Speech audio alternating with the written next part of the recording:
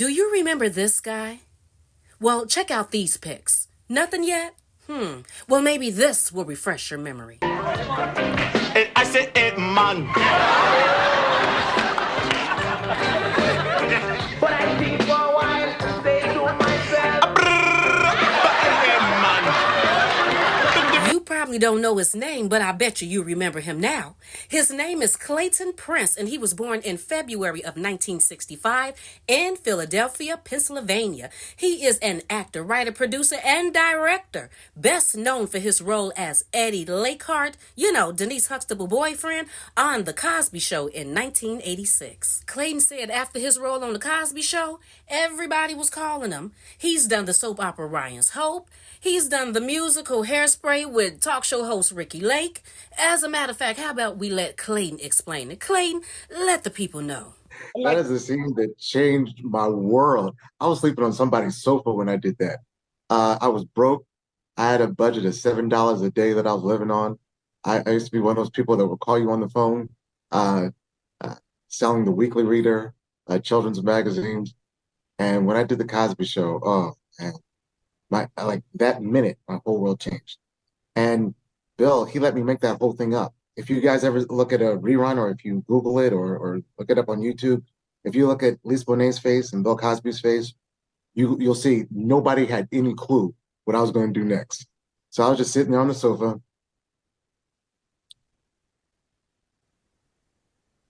I say, it man. But it man. It man.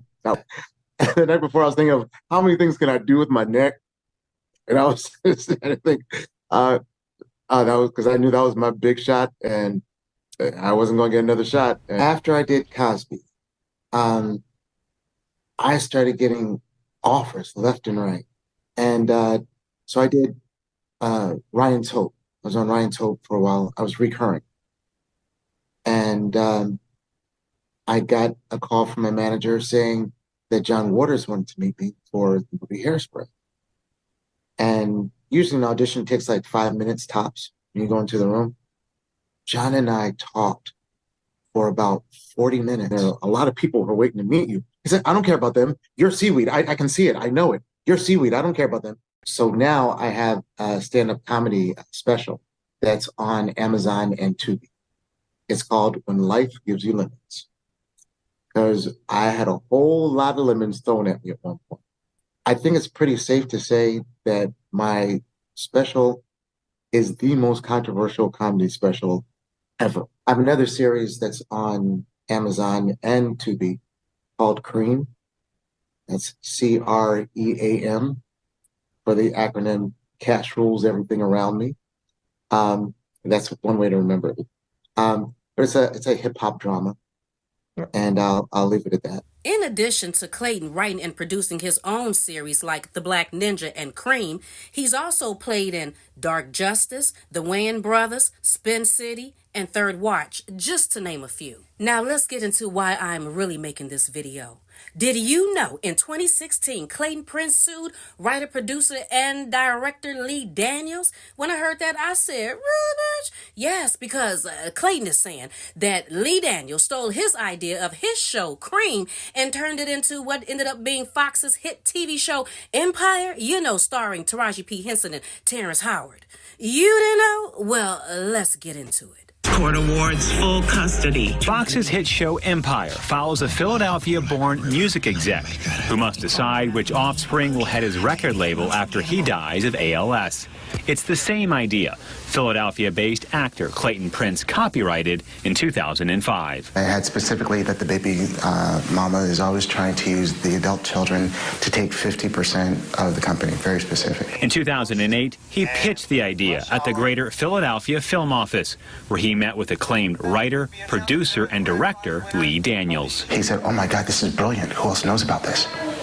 And I thought that was an odd question. Prince says the two met for an hour, and this email from the film office confirms the meeting. But after not hearing from Daniels, Prince self-funded a mini version of Cream in 2010.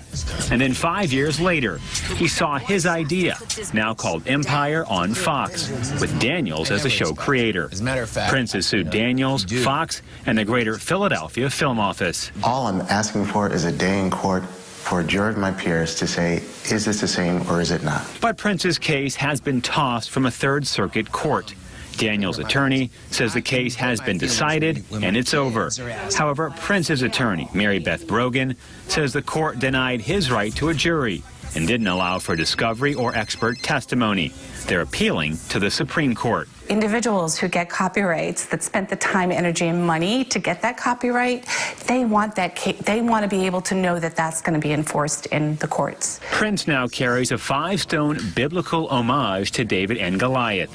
He says this is a case of influence over evidence. Whenever you know that you're right about something, I don't care how many people are up against you, you fight. Bo Colt now, 69 News. Unfortunately for Clayton Prince Tanksley, the aspiring producer, the court said that Empire was not based on his idea, not even close. At oral arguments, his attorney tried to point out similarities in the plot, but it didn't go well, and the Third Circuit Court affirmed. As a preliminary matter, we note that the shared premise of the shows, an African-American male record executive, is unprotectable. These characters fit squarely within the class of prototypes to which copyright protection has never extended. The plots in Empire and Cream were based on black record executives with diseases, but little more.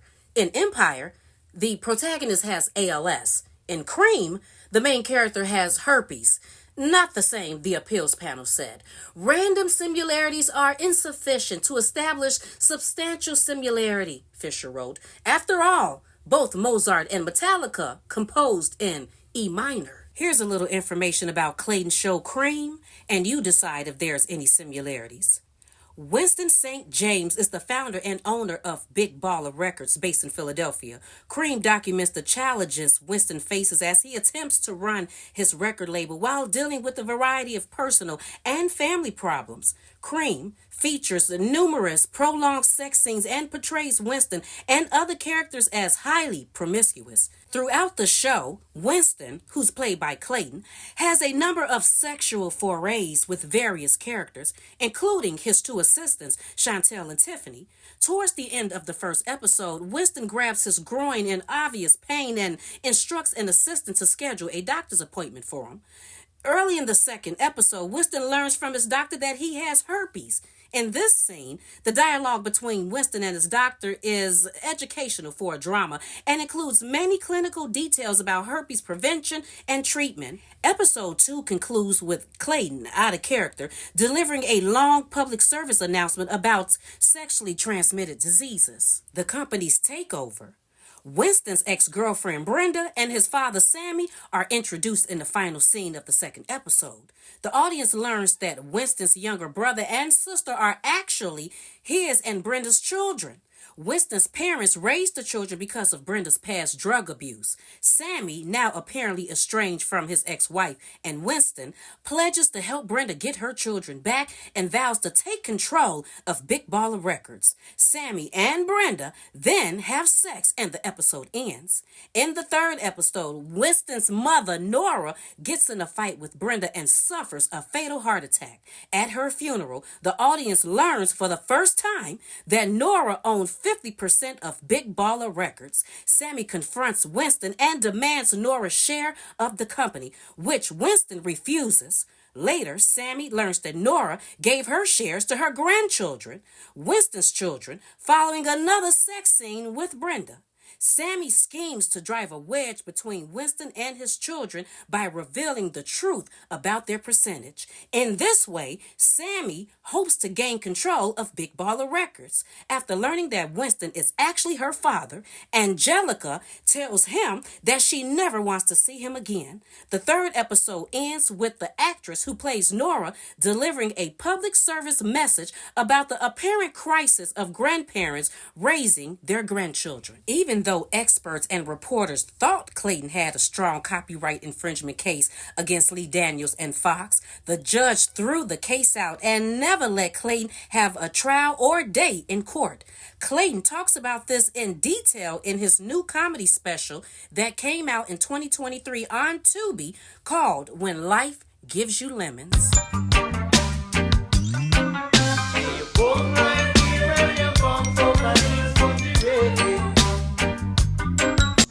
I would like to know how you all feel about this situation, and while you are letting me know, could you please like and share this video and subscribe to Geneva's Closet if you haven't already done so right here on YouTube.